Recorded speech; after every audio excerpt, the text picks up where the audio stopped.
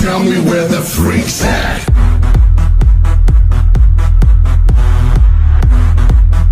So I'm getting all these critiques and it's all about my audio. And there was this one particular comment from a kid and it was like, you sound like you're older than a teenager, so you probably have money. Buy yourself a blue snowball. So I comment back and then he goes back and forth with me. And it's this kid in North Carolina. He's like 14 or 15 years old. His name's MrBeast6000. Yeah. And he had about 12,000 subs at the time.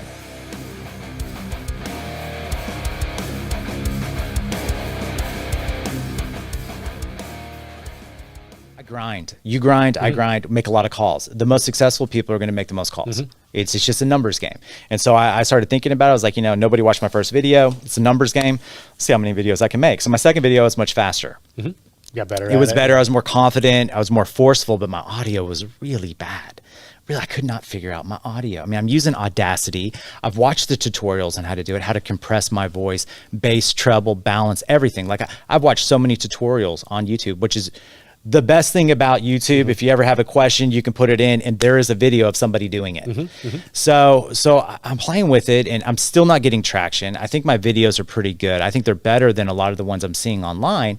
I'm about 10 videos in and I'm like, okay, what am I going to do to get my channel out there? I'm starting to realize that there are so many channels and everybody's posting the same stuff. Okay. So there was this YouTuber I had watched for a really long time. His name was 402 Thunder. He's still around. He's not very good at the game, but he was one of the first. Okay. And when you start listening to a guy, you get accustomed to his voice. You get excited to hear what they have to say. So lo and behold, I had just watched him for years. And he developed a community channel. Okay. These were pretty popular back then where smaller content creators could make a video and upload it on their channel. Okay. Well, you would send it to them and then maybe they would select you. And I was like, I'm gonna go for it. Yeah. I got a really good gameplay.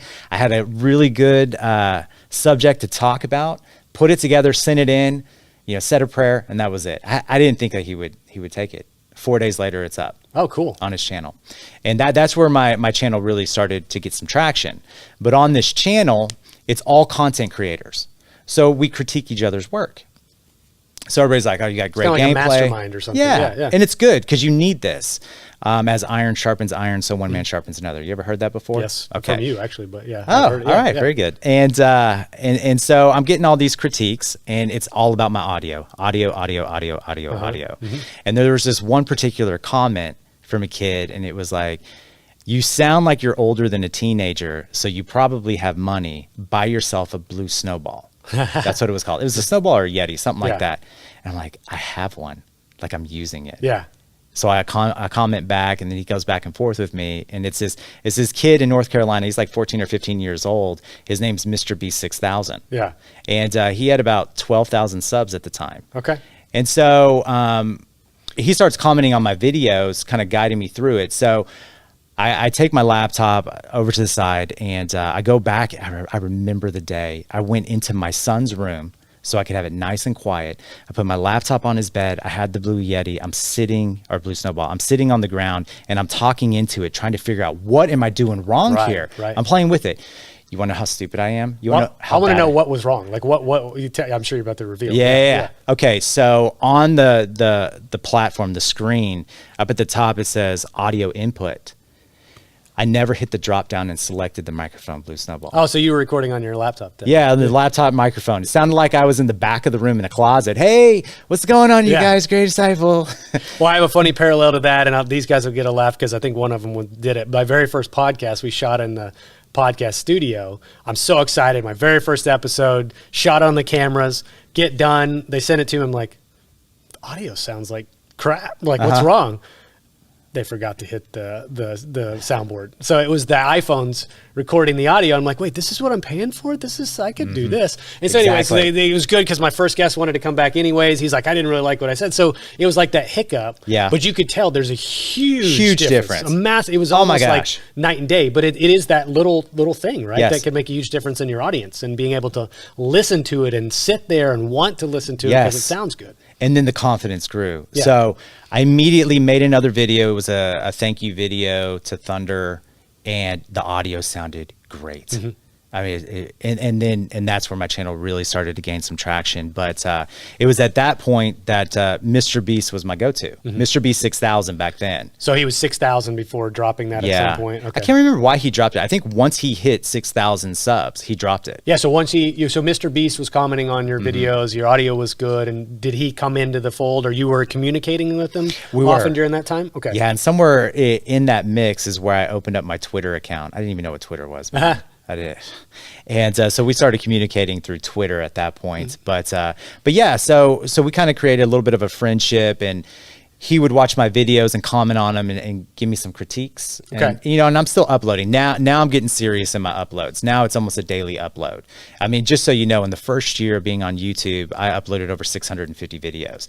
I mean, I approached this as a... My goodness. Yeah, I know. So averaging almost 2 a day, basically, you know. Pretty much, yeah, because I would do compilation videos of my, you know, like I would get a bunch of gameplay and I would take the best clips and I would put those together and I would throw those up, like real fast videos. Yeah. Almost like YouTube Shorts now. I was doing shorts before there were even shorts. Well, I admire your obsession, right? Because it's like you want to get good at it. Like how else to do it as fast as possible is do as many of them as you can. Well, and then remember, I'm sitting in my house at my desk making insurance calls. I can edit a video while I'm making calls. Yeah. That's how good I got. I could do it mindlessly. Right, right. And then as for commentary, I mean, I like to talk. That's what I do for a living. So what you do for a living. We can talk. Why do I have a podcast? Because I like to talk. Exactly. Yeah. Drive my wife crazy. Yeah. But so I'm uploading videos. I start, you know, talking back and forth with MrBeast. Eventually we start talking on the phone, and he's still a small channel. He's got like 15,000 subs at this point. And that's when he starts talking to me about how gaming's dead. I'm like, gaming's not dead. What year would this have been roughly? We're probably in 2016 at this point. Yeah, we're at the beginning. Was he making gaming videos at the time? No, what was he had his stopped. shtick? He had stopped, and it wasn't even that long before that he stopped. He was like a Minecraft channel. He would do some Call of Duty, but I remember he was like, "Come take a look at my channel." So I went over there and I looked at it. He's like, "Here's my #1 video." It was how much money is PewDiePie worth, or does he make? And he was estimating about $750,000 a year at that time.